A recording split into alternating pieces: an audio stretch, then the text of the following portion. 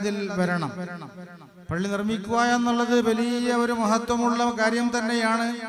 നബി സല്ലല്ലാഹു അലൈഹി വസല്ലമ തങ്ങൾ പറഞ്ഞിട്ടുണ്ട്, മൻ ബനാലില്ലാഹി മസ്ജിദൻ, അല്ലാഹുവിനിക്ക് ഒരു പള്ളി ഒരുത്തൻ നിർമ്മിച്ചുണ്ടാക്കിയാൽ അല്ലാഹുവിന് വേണ്ടി എന്ന് പറഞ്ഞാൽ അല്ലാഹ്ക്ക് പള്ളിന്റെ ആവശ്യമില്ല. അല്ലാഹുവിന്റെ അടിമകൾ അവിടെ വന്ന് ഇബാദത്തെടുക്കാൻ വേണ്ടി അല്ലാഹുവിന്റെ പൊരുത്തത്തിന് ആഗ്രഹിച്ചുകൊണ്ട് ഒരു പള്ളി ഒരുത്തൻ നിർമ്മിച്ചാൽ ബനല്ലാഹു ലഹു ബൈതൻ ഫിൽ ജന്ന, അല്ലാഹു സുബ്ഹാനഹു വ തആല അവനിക്ക് സ്വർഗ്ഗത്തിൽ വലിയൊരു ഭവനമുണ്ടാക്കി കൊടുക്കും. അത് എത്ര ചെറിയ പള്ളിയാണെങ്കിലും വലിയ പള്ളിയാണെങ്കിലും അല്ലാഹു തആല സ്വർഗ്ഗത്തിൽ അവനിക്ക് വലിയ ഒരു ഭവനം ഉണ്ടാക്കി കൊടുക്കുമെന്ന് നബി സല്ലല്ലാഹു അലൈഹി വസല്ലമ തങ്ങൾ പറഞ്ഞിട്ടുണ്ട്. അതുപോലെ നല്ല ഈമാനുള്ളവർക്ക് മാത്രമാണ് പള്ളി ഇമാറത്ത് ചെയ്യാൻ സാധിക്കുന്നത്. പരിശുദ്ധ ഖുർആൻ തന്നെ പറയുന്ന ഇന്നമാ യഅമുറു മസാജിദല്ലാഹി, അല്ലാഹുവിന്റെ പള്ളി ഇമാറത്ത് ചെയ്യുന്നത്. ഇമാറത്ത് ചെയ്യാന്ന് പറഞ്ഞാൽ അതിനെ പുതുക്കി പണിയല്, പുനർനിർമ്മാണം നടത്തല്, അതിനെ വൈട്ടോസാക്കല്, അതിനെ ഭംഗിയാക്കല്, അതിലെ ആരാധിക്കല്, എല്ലാ നിലക്കും ലാഹിരിയായും ബാത്രിയുമായിരിക്കുന്ന ഭംഗി അതിനൊക്കെ ഉണ്ടാക്കി കൊടുക്കല്, അതിലെ ആരാധിക്കല്, അതിനെ ഭംഗിയാക്കലെല്ലാം ആരാണ്? മൻ ആമന ബില്ലാഹി വൽ യൗമിൽ ആഖിർ, അല്ലാഹുവിനെ കൊണ്ട് വിശ്വസിക്കുന്നതായിരിക്കുന്ന ശരിയായ വിശ്വാസമുള്ള ആൾ, അല്ലാഹുവിനെ കൊണ്ടും യൗമുൽ ആഖിർ കൊണ്ടും വിശ്വസിക്കുന്നവർക്ക് മാത്രമേ അങ്ങനെ ചെയ്യാൻ സാധിക്കുകയുള്ളൂ. അപ്പൊ ഈമാനുള്ളവർക്ക് മാത്രമാണ് അങ്ങനെ ചെയ്യാൻ സാധിക്കുന്നത്. ആ പള്ളി നിർമ്മിക്കുന്ന ആള്, അതിനെ പുനർനിർമ്മാണം നടത്തുന്ന ആള് ഈമാനുള്ളവരാണ് എന്ന് ഈ ആയത്തിന്റെ അടിസ്ഥാനത്തിൽ നിന്ന് നമുക്ക് മനസ്സിലാക്കാൻ സാധിക്കും. അല്ലാഹു തആല ഖബൂൽ ചെയ്യട്ടെ. അങ്ങനെ പള്ളി നിർമ്മിച്ചാൽ ആ പള്ളിയെ പിന്നീട് എപ്പോഴും നമ്മൾ പരിപാലിച്ചു കൊണ്ടിരിക്കണം. ബഹുമാനപ്പെട്ട ഹസൻ ഇബ്നു അലി റളിയല്ലാഹു അൻഹു, അലി റളിയല്ലാഹു അൻഹുവിന്റെ മകനാകുന്ന ഹസൻ എന്നവർ പറയുന്നു, സലാസത്തും ഫീ ജിവാരില്ലാഹ്, മൂന്നാൾക്കാർ അല്ലാഹുവിന്റെ അയൽവക്കത്തിലാണ്, അല്ലാഹുവിന്റെ നരകരയിലായിട്ടാണ് എന്ന് പറഞ്ഞാൽ അല്ലാഹുവിനോട് എപ്പോഴും ബന്ധപ്പെട്ട് കൊണ്ടിരിക്കുന്ന ആളാണ്. അതാരാണ്? റജുലുൻ ദഖല മസ്ജിദൻ ലം യദ്ഖുൽഹു ഇല്ലാ ലില്ലാഹ്, ഒരാള് അല്ലാഹുവിന്റെ പള്ളിയിൽ കടന്നു. പള്ളിയിൽ കിടക്കുന്നത് ലം യദ്ഖുൽഹു ഇല്ലാ ലില്ലാഹ്, അല്ലാഹുവിന്റെ വജ്ഹിന് വേണ്ടി മാത്രമാണ് പള്ളിയിൽ കിടക്കുന്നത്. പള്ളിയിൽ കിടക്കുന്നത് വേറെ ആവശ്യത്തിന് വേണ്ടിയല്ല, അല്ലാഹുവിനെ ആരാധിക്കാൻ വേണ്ടി, അല്ലാഹുവിന്റെ പൊരുത്തം കാംക്ഷിച്ചുകൊണ്ട്, അല്ലാഹുവിന്റെ ആ തൃപ്തി ആഗ്രഹിച്ചുകൊണ്ട് മാത്രം അല്ലാഹുവിന്റെ പള്ളിയിൽ കിടന്നാൽ ഫഹുവ ലൈഫുല്ലാഹ്, അവൻ അല്ലാഹുവിന്റെ അതിഥിയാണ്. അള്ളാഹുവിന്റെ അതിഥി, അള്ളാഹിന്റെ വീട്ടിൽ കിടക്കുന്ന ആൾ അള്ളാഹിന്റെ അതിഥിയല്ലേ?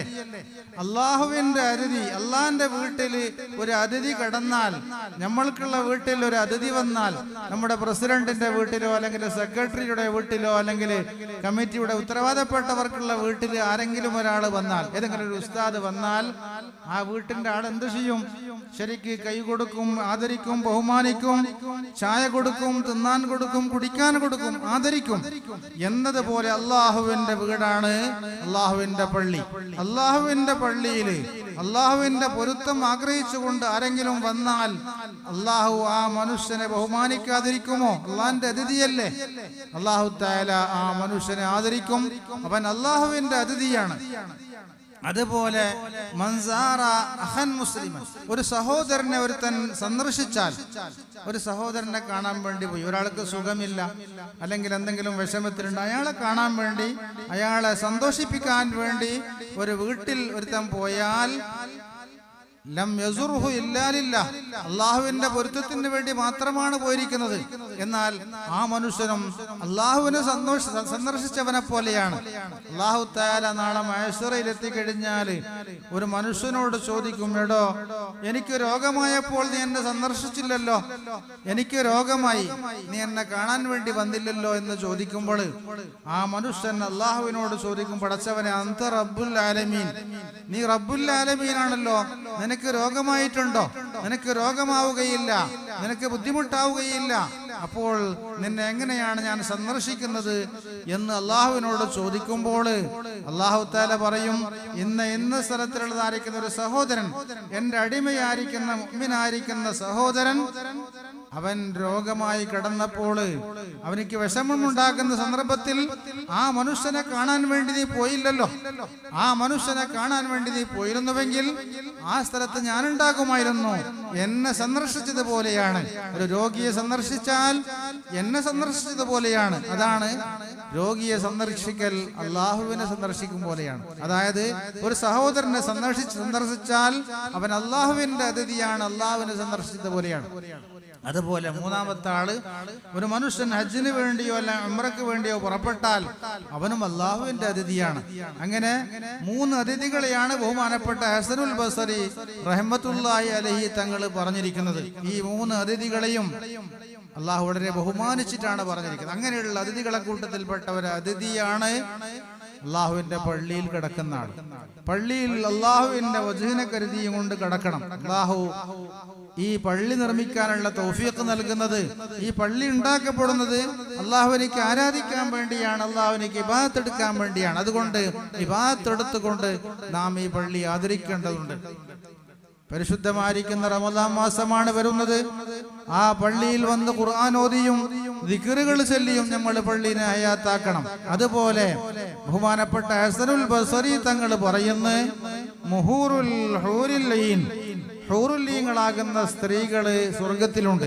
സ്വർഗത്തിൽ ധാരാളം ഹൂറുല്ലീങ്ങളുണ്ട്. ആ ഹൂറുല്ലീങ്ങളെ കിട്ടണമെങ്കിൽ അവർക്ക് മഹർ കൊടുക്കണം, അല്ലേ? ഇന്ന് നമ്മള് ഒരു സ്ത്രീയെ വിവാഹം കഴിക്കണമെങ്കിൽ മഹർ കൊടുക്കണം, അത് നിർബന്ധമാണ്. മഹർ കൊടുത്തില്ലെങ്കിൽ ഹലാലാവുകയില്ല. എന്നാൽ സ്വർഗത്തിലുള്ളതായിരിക്കുന്ന ഹൂറുല്ലീങ്ങൾ നമുക്ക് കിട്ടണമെങ്കിൽ അവരെ കല്യാണം കഴിച്ചുകൊണ്ട് അവർ ആ ഹൂറുല്ലീങ്ങൾ നമുക്ക് സ്വന്തമായി കിട്ടണമെങ്കിൽ അവർക്കുള്ള മഹർ കൻസുൽ ബൈത്തി കൻസുൽ മസ്ജിദി, പള്ളി അടിച്ചു വാരലാണ് ഹൂറുല്ലീങ്ങൾക്കുള്ള മഹർ എന്ന് ബഹുമാനപ്പെട്ട ഹസനുൽ ബസരി റളിയല്ലാഹു തആല എന്ന് പറയുന്നു. അപ്പൊ പള്ളിയിൽ കാട്ടമുണ്ടായാല് പല്ലിന്റെ കാഷ്ടമോ അല്ലെങ്കിൽ വേറെ എന്തെങ്കിലും നജസ്സുകളോ ഉണ്ടായാല് അതിനെ വാരിയെടുക്കല്, ആ പള്ളിനെ വൃത്തിയാക്കല്, അങ്ങനെ വൃത്തിയാക്കി കഴിഞ്ഞാൽ ഒരു ഹൂറുല്ലീങ്ങളിൽപ്പെട്ടതായിരിക്കുന്ന ഒരു സ്ത്രീക്ക് മഹർ കൊടുത്തത് പോലെയാണ്. ആ സ്ത്രീനെ അല്ലാഹു തആല നമുക്ക് ഒരുക്കി വെച്ച് തയ്യാറാക്കി തരുന്നതാണ്. അതുകൊണ്ട് പള്ളിയിൽ കാഷ്ടം കണ്ടാല് അത് മുക്രിക്കാന്റെ ഡ്യൂട്ടിയല്ലേ, മുക്രിക്കാക്കിട്ട് അല്ലെങ്കിൽ വേറെ ആരെങ്കിലും ആക്കട്ടെ എന്ന് പറഞ്ഞുകൊണ്ട് ആ മുക്രിക്കാക്ക് തന്നെ അതിനെ നമ്മൾ ഒഴിവാക്കാൻ പാടില്ല. നമ്മൾ കണ്ടവർ ആരാണോ പള്ളിയിൽ നജസ്സിനെ കാണുന്നത്, പള്ളിയിൽ ഗലീജ് ആരാണോ കാണുന്നത്, ആ കാണുന്ന ആള് അതിനെ വൃത്തിയാക്കണം. വൃത്തിയാക്കൽ നമ്മുടെ കടമയാണ്. വൃത്തിയാക്കിയാൽ അത് കാരണമായിട്ട് അല്ലാഹു സുബ്ഹാനഹു വ തആല സ്വർഗ്ഗത്തിൽ ഒരു ഹൂറുല്ലീങ്ങളിൽ പെട്ടതായിരിക്കുന്ന ഒരു സഹോദരിയെ നമുക്ക് തയ്യാറാക്കി വെക്കുമെന്ന് ബഹുമാനപ്പെട്ട ഹസനുൽ ബസരി റഹ്മത്തുള്ളാഹി അലൈഹി തങ്ങൾ പറയുകയാണ്. അതുപോലെ 3 കാര്യങ്ങൾ നമുക്ക് കോട്ടയാണ് എന്ന് പറയുന്നു ബഹുമാനപ്പെട്ട ഉലമാക്കള്. 3 കാര്യങ്ങൾ കോട്ടയെന്ന് പറഞ്ഞാൽ ശത്രുക്കൾ വരുമ്പോൾ ആ ശത്രുക്കളെ തൊട്ട് ശത്രുവിനെ തൊട്ട് സംരക്ഷിക്കപ്പെടാൻ വേണ്ടി കാക്കപ്പെടാൻ വേണ്ടി ഉണ്ടാക്കുന്നതാണല്ലോ കോട്ട. ആ കോട്ടയാണ് 3 കാര്യങ്ങൾ. 3 കാര്യങ്ങൾ നമ്മൾ ചെയ്താൽ ഇബ്ലീസാകുന്ന ശത്രു നമ്മളെ രക്ഷപ്പെടും, നമ്മളെ വിഷമിപ്പിക്കാൻ വേണ്ടി, നമ്മളെ നശിപ്പിക്കാൻ വേണ്ടി, നമ്മളെ ബുദ്ധിമുട്ടിക്കാൻ വേണ്ടി വരികയില്ല. ആ ഇബ്ലീസ് ബുദ്ധിമുട്ടിക്കലിനെ തൊട്ടുള്ളതായിരിക്കുന്ന കോട്ടകളാണ് 3. അത് ഏതാണ് നമ്മൾ മനസ്സിലാക്കണം, ശരിക്കും മനസ്സിലാക്കണം. ഇബ്ലീസ് എല്ലാ ഭാഗത്തിൽ നിന്നും വന്നുകൊണ്ട് നമ്മളെ ഹെട്ടക്കായിക്കൊണ്ടിരിക്കുന്നു, നമ്മളെ ആക്രമിച്ചു കൊണ്ടിരിക്കുന്നു. അങ്ങനെ ആക്രമിക്കുമ്പോൾ ആ ഇബ്ലീസിന്റെ അക്രമത്തിൽ നിന്ന് രക്ഷപ്പെടാനുള്ള കോട്ട 3 കാര്യമാണ്, 3 വസ്തുക്കളാണ്. ഒന്ന് മസാജിദുല്ലാഹ്, അള്ളാന്റെ പള്ളി. അള്ളാന്റെ പള്ളിയിൽ അങ്ങനെ വെറുതെ വന്നിരുന്നാലും നവൈത്തുൽ ഇത്തികാഫ ഫീ ഹാദൽ മസ്ജിദി ലില്ലാഹി തആല എന്ന് ഒന്നുകൂടെ വെറുതെ ഇരുന്നാലും അത് ഇബാദത്ത് തന്നെയാണ്. അങ്ങനെ ഇബാദത്താണ്. ആ ഇബാദത്തിലായിട്ട് ഇരിക്കുമ്പോൾ ഇബ്ലീസിനിക്ക് അവനെ ശല്യപ്പെടുത്താൻ സാധിക്കുകയില്ല. ഇബ്ലീസിനെ തൊട്ടുള്ളതായിരിക്കുന്ന കോട്ടയിലാണ് പള്ളിയിൽ അവനുണ്ടാകുമ്പോൾ. പിന്നെ ഒന്ന് ഖുർആൻ ഓതലാണ്. ഖുർആൻ ഓതുമ്പോഴും ഇബ്ലീസ് അവനെ നശിപ്പിക്കാൻ വേണ്ടി, അവനെ ബുദ്ധിമുട്ടിക്കാൻ വേണ്ടി വരികയില്ല. ഖുർആൻ ഓതല്. പിന്നൊന്ന് 3-ാമത്തെ കാര്യം ദിക്റുല്ലാഹ്, അള്ളാഹുവിനിക്ക് ദിക്ർ ചൊല്ലലാണ്. അള്ളാഹുവിനിക്ക് ദിക്ർ ചൊല്ലല്, അതുപോലെ ഖുർആൻ ഓതല്, അള്ളാഹുവിന്റെ പള്ളിയിൽ വന്ന് ഇരിക്കല്, ഇത് ശത്രുവാകുന്ന ഇബ്ലീസ്, ആ ഇബ്ലീസിനെ തൊട്ടുള്ളതായിരിക്കുന്ന കോട്ടയാണ് എന്ന് ബഹുമാനപ്പെട്ട ഹസനുൽ ബസരി തങ്ങള് പ്രത്യേകമായി നമുക്ക് അറിയിച്ചു തന്നിരിക്കുകയാണ്. അതുകൊണ്ട് പള്ളിയിൽ ധാരാളം നമ്മൾ താമസിക്കണം. പള്ളി നല്ല നല്ല മനോഹരമായിരിക്കുന്ന പള്ളി. നബി സല്ലല്ലാഹു അലൈഹി വസല്ലമ തങ്ങൾ പറയുന്ന ആഖിർ സമാനാകുമ്പോൾ സയത്തി സമാനുൻ അലാ ഉമ്മത്തി, എന്റെ ഉമ്മത്തിന്റെ മേലൊരു കാലം വരും, മസാജിദുഹും ആമിറാ, അവർക്കുള്ള പള്ളി വലിയ വലിയ പള്ളികളാണ്. വഹിയ ഖറാബുൻ അനിൽ ഹുദാ, അവിടെ ഖുർആൻ ഓതില്ല, നിസ്കാരമില്ല, ദിക്റില്ല, തസ്ബീഹില്ല. ഇബാദത്തിനെ തൊട്ടത് ഖറാബാണ്, ഇബാദത്തിനെ തൊട്ട് ശൂന്യമാണ്. അങ്ങനെയുള്ള കുറെ പള്ളികൾ അവസാന കാലഘട്ടത്തിൽ ഉണ്ടാകുമെന്ന് മഹാനായ റസൂലുള്ളാഹി സ്വല്ലല്ലാഹു അലൈഹി വസല്ലം തങ്ങൾ പറഞ്ഞിട്ടുണ്ട്. അങ്ങനെ ആകാൻ പാടില്ല. നമ്മുടെ പള്ളികൾ ഖറാബായി കൂടാ. പള്ളിയിൽ എപ്പോഴും ഹയാത്ത് വേണം. ജമാഅത്ത് നിസ്കാരം നടക്കണം, സുന്നത്ത് നിസ്കാരങ്ങൾ നിർവഹിക്കപ്പെടണം, അതുപോലെ ഖുർആൻ ഓതണം, ദിക്റുകൾ ചൊല്ലണം, ഇഅ്തികാഫ് പോലെയുള്ളതായിരിക്കുന്ന കാര്യങ്ങൾ നടക്കണം. അങ്ങനെയുള്ള ആരാധനകളെ കൊണ്ട് പള്ളി നമ്മൾ ഹയാത്താക്കണം. അപ്പൊ അത് പള്ളി ഹയാത്താക്കല്, പള്ളിയിൽ താമസിക്കല് ഇബ്ലീസിന്റെ ആ ശർലത്തോട്ടുള്ള കോട്ടയാണെന്ന് ബഹുമാനപ്പെട്ട ഇമാമിങ്ങള് അവർക്കുള്ള ഗ്രന്ഥങ്ങളിൽ രേഖപ്പെടുത്തിയിരിക്കുന്നു. ധാരാളം പള്ളിയിലേക്ക് പോകുന്നതായിരിക്കുന്ന മനുഷ്യൻ ശരിയായ ഈമാനുള്ളവരാണ്. നബി സല്ലല്ലാഹു അലൈഹി വസല്ലം തങ്ങൾ പറഞ്ഞിട്ടുണ്ട്, അൽ മുഅ്മിനു ഫിൽ മസ്ജിദി കസ്സമക്കി ഫിൽ മാ, ഒരു പള്ളിയിലുള്ളതായിരിക്കുന്ന മുഅ്മിനായിരിക്കുന്ന മനുഷ്യൻ കസ്സമക്കി ഫിൽ മാ, വെള്ളത്തിലുള്ളതായിരിക്കുന്ന മീന് പോലെയാണ്. വെള്ളത്തിലുള്ള മീന് വെള്ളത്തിൽ നിന്ന് പുറത്തേക്ക് എടുത്താലും പിന്നെ അത് തുള്ളി തുള്ളി പോയിട്ട് വെള്ളത്തിലേക്കാണ് വീഴുന്നത്. വെള്ളമില്ലാതെ മീനിക്ക് ജീവിക്കാൻ സാധ്യമല്ല. എപ്പോഴും അത് ആ വെള്ളം എന്നുള്ള ചിന്ത തന്നെയാണ് മീനിക്കുള്ളത്. എന്നതുപോലെ ഒരു മുഅ്മിനായിരിക്കുന്ന മനുഷ്യന്റെ മനസ്സിൽ എപ്പോഴും പള്ളി പള്ളി പള്ളി എന്നായിരിക്കും. ദുഹ്ർ കഴിഞ്ഞിട്ട് അങ്ങനെ വീട്ടിലേക്ക് പോയാൽ പിന്നെ അവന്റെ മനസ്സിലുണ്ടാകുന്നത് അസർ എപ്പോഴാണ്, അസറിന്റെ സമയം എത്രയാണ്, അസറിന്റെ ബാങ്ക് എത്രക്കാണ്, അസർ ആയാൽ പള്ളിയിലേക്ക് പോകണം. അങ്ങനെ അസറിലേക്ക് നിസ്കരിക്കാൻ വേണ്ടി പള്ളിയിലേക്ക് വന്നു കഴിഞ്ഞാൽ നിസ്കാരം കഴിഞ്ഞു പോകും. പിന്നെ അവന്റെ ചിന്ത മഗ്രിബ് നിസ്കാരത്തിലേക്ക് പള്ളിയിലേക്ക് പോകണം. മഗ്രിബ് കഴിഞ്ഞാൽ പിന്നെ ഇശ. ഇങ്ങനെ എപ്പോഴും പള്ളി പള്ളി എന്നായിരിക്കും അവന്റെ ചിന്ത. അൽ മുഅ്മിനു ഫിൽ മസ്ജിദി കസ്സമക്കി ഫിൽ മാ, പള്ളിയിലുള്ളതായിരിക്കുന്ന മുഅ്മിന് പിന്നെ വെള്ളത്തിലുള്ളതായിരിക്കുന്ന മീന് പോലെയാണ്. എന്നാൽ അൽ മുനാഫിഖു ഫിൽ മസ്ജിദി കത്തൈരി ഫിൽ ഖഫ്സി, ഈമാനില്ലാത്തതായിരിക്കുന്ന മുനാഫിഖായിരിക്കുന്ന മനുഷ്യൻ, പള്ളിയെ സംബന്ധിച്ചിടത്തോളം പള്ളിയിലുള്ളതായിരിക്കുന്ന മുനാഫിഖായിരിക്കുന്ന മനുഷ്യൻ ഏതുപോലെയാണ്? കത്തൈരി ഫിൽ ഖഫസി, കൂട്ടിലുള്ളതായിരിക്കുന്ന പക്ഷിനെ പോലെയാണ്. കൂട്ടിൽ ഒരു പക്ഷിയെയോ ഒരു കോഴിയെ നമ്മൾ കൂട്ടിലിട്ട് കഴിഞ്ഞാൽ ആ കോഴിയുടെ അല്ലെങ്കിൽ ആ പക്ഷിയുടെ ചിന്ത എപ്പോഴാണ് ഇതിന്റെ ഡോറ് തുറക്കുന്നത്? ഡോറ് തുറക്കുന്ന എപ്പോഴപ്പോൾ അത് പെട്ടെന്ന് പുറത്തേക്ക് വരും. പള്ളിയിൽ ആ കൂട്ടിൽ താമസിക്കാൻ അതെനിക്ക് ആഗ്രഹമുണ്ടാവുകയില്ല, എനിക്ക് മനസ്സില്ല. അതിന്റെ ഡോർ, അതിന്റെ വാതിൽ എപ്പോൾ തുറന്നു ആ സമയത്തില് അത് കൂട്ടിൽ നിന്ന് പുറത്തേക്ക് വരും. അതുപോലെയാണ് പള്ളിയിൽ ഒരു മുനാഫിഖായിരിക്കുന്ന മനുഷ്യൻ, ഈമാനില്ലാത്ത മനുഷ്യൻ എങ്ങനെയെങ്കിലും പള്ളിയിൽ എത്തിപ്പെട്ടാൽ അവന്റെ ചിന്ത പള്ളിയിൽ നിന്ന് പുറത്തു പോകണം. പള്ളിയിലേക്ക് വന്നു കഴിഞ്ഞാൽ എങ്ങനെയെങ്കിലും പുറത്തു പോകണം. സലാം വിട്ടിയാൽ ഉടനെ പോകും, അല്ലെങ്കിൽ ദ്വാരെന്നാൽ ഉടനെ പോകും. ചിലപ്പോൾ ദ്വാക്ക് നിൽക്കുകയില്ല, ചിലപ്പോൾ ദ്വാ നിന്നാൽ തന്നെ സുന്നത്ത് നിസ്കരിക്കാൻ വേണ്ടി നിൽക്കുകയില്ല, ഖുർആൻ ഓതുകയില്ല. സലാം വീട്ടിയ ഉടനെ അല്ലെങ്കിൽ ദ്വാരെന്ന ഉടനെ പള്ളിയിൽ നിന്ന് പോകുന്ന ആ സ്വഭാവമുണ്ടല്ലോ, അത് മുനാഫിഖായിരിക്കുന്ന മനുഷ്യന്റെ സ്വഭാവമാണ് എന്ന് മഹാനായ റസൂലുള്ളാഹി സ്വല്ലല്ലാഹു അലൈഹി വസല്ലം തങ്ങൾ പറഞ്ഞിട്ടുണ്ട്. അത് കൂട്ടിലുള്ള പക്ഷിനെ പോലെയാണ് എന്ന്. അതുകൊണ്ട് നാം പള്ളിയുമായി കൂടുതൽ ബന്ധപ്പെടണം.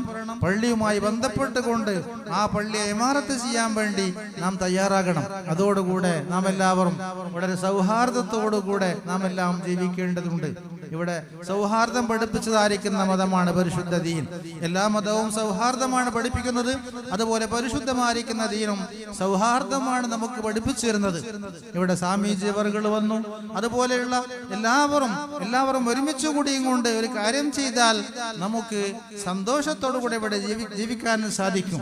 നമ്മുടെ ഇന്ത്യയെ പറ്റി പറയുന്നുണ്ടല്ലോ, സാരേ ജഹാൻ സേ അച്ഛാ ഹിന്ദുസ്ഥാൻ ഹമാര, എല്ലാ ലോകത്തിനേക്കാളും എല്ലാ രാഷ്ട്രത്തിനേക്കാളും നല്ലത് നമ്മുടെ രാഷ്ട്രമാണ്. കാരണം ഈ രാഷ്ട്രം ഒരു പൂന്തോട്ടം പോലെയാണ്, ഒരു തോട്ടം പോലെയാണ്. ഒരു തോട്ടത്തില് ഒരു പൂ മാത്രം ഉണ്ടായാൽ ആ തോട്ടത്തിലേക്ക് ഭംഗിയില്ല.